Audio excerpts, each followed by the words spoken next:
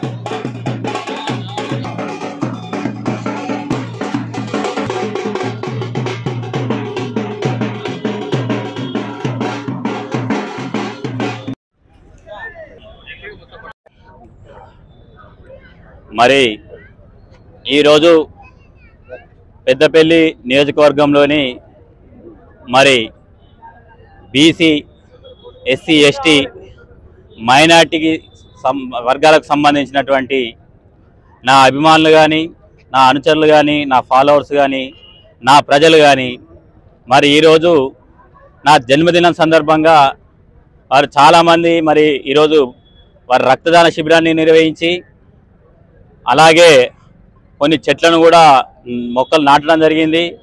అలాగే స్ఫూర్తి మానసిక వికలాంగుల దాంట్లో అన్నదాన కార్యక్రమాలు చేస్తూ బర్త్డే సెలబ్రేషన్స్ని ఇంత ఘనంగా నిర్వహించినటువంటి నా ఫ్యాన్స్ అందరికీ, అలాగే పెద్దపల్లి నియోజకవర్గంలోని బీసీ ఎస్సీ ఎస్టీ మైనార్టీ వర్గాలకు చెందినటువంటి బడుగు బలహీన వర్గాల ప్రజలందరికీ కూడా నా బర్త్డే సందర్భంగా శుభాకాంక్షలు తెలిపిన ప్రతి ఒక్కరికి పేరు పేరున కూడా హృదయపూర్వక ధన్యవాదాలు తెలుపుకుంటూ, మరి రానున్న రోజుల్లో ఈ పెద్దపల్లి గడ్డ నుంచి మరి బీసీ జెండా ఎగరవేసి మన పెద్దపల్లి నియోజకవర్గాన్ని మన సామాజిక వర్గాలకు చెందినటువంటి ఈ బడుగు బలహీన వర్గాల నాయకుడిగా మీరందరూ ఆశీర్వదించి ముందుకు తీసుకెళ్లాలని చెప్పేసి, రాబో రోజుల్లో ఖచ్చితంగా బీసీ జెండా ఎగరాలి. బీసీ జెండా ఎగురితేనే మరి మన బతుకులు బాగుపడతాయి.